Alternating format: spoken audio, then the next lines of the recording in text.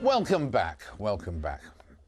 If you were to sit down and write a book of the 50 greatest sports stars ever, the chances are that my next guest would be among them. Ian Botham scored more than 5,000 runs and took 383 wickets in test matches.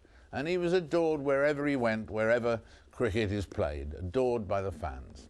But his name isn't among the 50 sporting heroes from Britain and Ireland in this book, because he's the author. But at least he gets his picture on the front. Ian, the first entry in this great work is Sir Alex Ferguson as one of your heroes. Is that deliberate that he's there at number one? Not really. It probably deserves to be. But every time you go and play in, say, a charity golf day, or you do a Q&A afterwards, one of the questions that always comes up is, what makes that person special? And you analyse it and you think, well, what does make him special? There's so many components in there, and we picked out skill, composure, leadership. There's about 10 points there. And Alex Ferguson, for me, the one that stands out so obviously is leadership. To be in charge of the biggest football club in the world for so long, for so many years, to be successful. Also, another man that's in there who works along Alex Ferguson is Ryan Giggs. And he's been at the club. He's now, what, 36, I think, and he's just signed a new extension of his contract and revealed, I think, yesterday that the secret of his success is fig rolls at the half-time. So there you go. We'll all be buying fig rolls. The secret of your success is never eating a fig roll. Correct. Revolting. But I mean, in terms of the qualities that you picked out, the 10 qualities, obviously skill. Yeah. There has to be skill, I mean, or the rest don't come into play, I guess. But then, of the others, leadership, for people who have to lead. What's the most important quality for everyone else to be a successful sportsman? I think you need durability, which is, again, Ryan Giggs would fall into that category, still playing football at his age at the highest level. I think you need composure, someone like a young Lewis Hamilton, driving that car at such speeds, he has to be composed. Andrew Murray's an interesting one. Andy Murray would probably not have even got close to making the book 2 years ago. But because of the way he's transformed his whole life, he will go on to greater things, Grand Slams, and probably quite a few of them.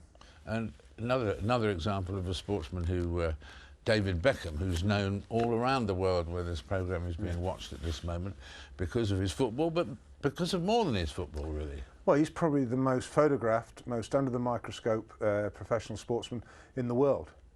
Partly by his own choice and marketing, which is great, but he handles it so well.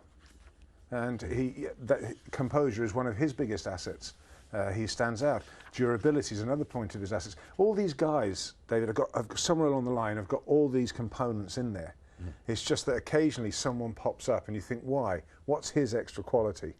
Competitiveness. Which, in addition to skill, what of those 9 was your most important?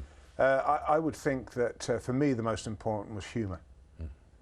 And I think that that's so important, because I think if people see you enjoying what you're doing, enjoying the sport, then hopefully, and sport is a massive thing to so many people around the world, because it's relief from the tensions of work, the pressures of work with this recession and everything that's been going on. Sport is a relief. And so to see someone actually going out there and playing the sport and enjoying themselves, so important. And I think humour comes out then. And I think someone like Sam Torrance, another great example of humour. And that's why he was such a successful Ryder Cup captain.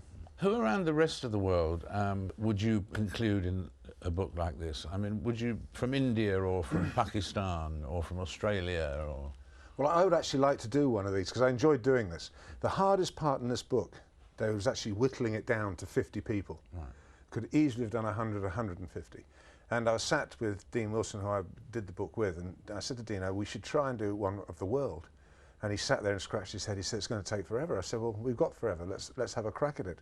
And people like Franz Klammer, arguably the greatest skier of all time. Back in 2004, you did a list of the 10 greatest. Yes, I did.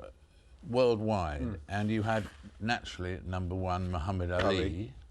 And you had Franz Klammer, and you had Tanni Grey-Thompson. Why did you pick her? Well, as I've picked her there, I think she's just an inspiration an inspiration to everybody. With her handicaps and her disability, she's the first to come on every walk we do, and she's the first to ask me one question: which is the most difficult day? And that's the day she wants to do. And I will never forget Tanny when we were in Wales doing a run down this hill and then up the other side. It was like a double black skiing run down and a double black back up. And to see her in her speedy wheelchair, she has one designed for extra speed, and this thing must have been doing 70 miles an hour when it went down the bottom. And she's manoeuvred it over the bridge and got about a third of the way up the hill and then got up to the top on her own. She's amazing. She's a stunning example, and we've got Fantastic. a picture up there of her now, and I mean, just an incredibly courageous person. The other, you had Ed Moses, but now today, I guess, Usain Bolt would have. Well, Usain Bolt would have to be up there now, wouldn't he? He just makes a mockery of it. It's as if everyone else is going backwards and he's just waltzing through. Yeah. And Jack Nicklaus, well, he's still. He'd be there. Tiger Woods would be up there now. Yeah. He'd have to be. Have to be. See, these names. So you're refreshing. It's always getting refreshed, which is good, which is a good sign for sport. Yeah.